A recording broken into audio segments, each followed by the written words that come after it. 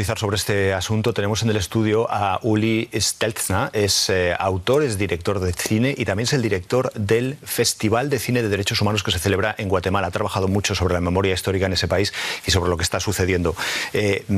Uli, ¿por qué cuesta tanto empezar un proceso judicial o este segundo proceso judicial contra Ríos Montt? Bueno, yo creo que hay dos aspectos muy importantes. Por un lado, sigue habiendo un alto grado de impunidad en Guatemala, como siempre lo ha tenido. Y por otro lado, creo que hay que constatar, a través de la experiencia de los últimos 2 años que empezó el proceso, que realmente no hay una voluntad política. Hay que tomar en cuenta que todo ese proceso se da bajo un gobierno prácticamente militar, porque el actual presidente es un ex general del ejército, incluso supuestamente involucrado en crímenes o en violaciones de derechos humanos. Entonces, no se puede hablar de una justicia independiente.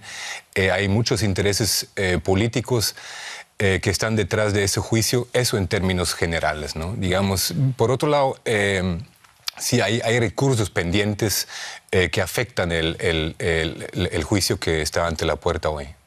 Hubo ya un proceso, se le condenó a Ríos Montt y sin embargo esa condena se anuló por fallos procesales. Sí. ¿Ese proceso fue limpio? Ese proceso sí se puede decir que fue limpio. Tomó varias semanas, hablaron más de 130 testigos, hubo varios expertos. Yo estuve en un par de veces en la sala de mayor riesgo A y pude constatar, junto con otros amigos y observadores, abogados, etcétera, que sí fue un proceso bastante limpio. Pero más que el proceso me refiero a la anulación de la condena. No, si la anulación es otra cosa. O sea, digamos, la sentencia fue dada, 80 años de prisión y cárcel. El general Ríos Montt fue trasladado a la cárcel, sin embargo, 3 días después fue trasladado al hospital militar, pero fue hasta una semana después que la Corte Constitucional ya anuló la sentencia.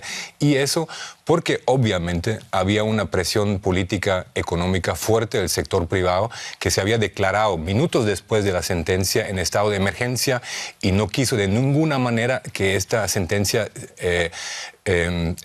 sigue existiendo, porque la misma jueza que tomó las decisiones no solamente condenó al general, sino insistió en que sigan las investigaciones y, de hecho, que se sigan investigando a los empresarios que participaron en la represión durante la dictadura. ¿Qué sentido tiene el juicio que se está llevando a cabo ahora si nada va a cambiar, si siguen mandando los mismos en Guatemala? Pues esa es una buena pregunta. Yo creo que es importante que siga porque sí hay intereses, por ejemplo, de Estados Unidos, está condicionando de levantar su embargo militar, de ayuda militar, a que se haya un tipo de sentencia. Ahora, tal como están las cosas, yo creo que no se va a repetir que Ríos Montt va a ser sentenciado por juicios por genocidio, pero puede haber una cosa como por terror de Estado o algo así. Pero, digamos, la presión política sigue habiendo y va a haber muchas trabas en el juicio. No sé si mañana va a haber un segundo día, porque la defensa está para entorpecer el juicio. Y también hay que decir que instituciones como el Corte de Constitucionalidad, el Ministerio Público, las salas de apelación están totalmente cooptados por fuerzas paralelas. Muy brevemente ya, tú diriges un festival de cine de derechos humanos en Guatemala. Cualquiera que nos escuche puede decir, hombre, dirigiendo un festival de cine de derechos humanos, ¿cómo puede decir que no hay libertad en Guatemala cuando está haciendo él, ejerciendo su propia libertad allí, ¿no?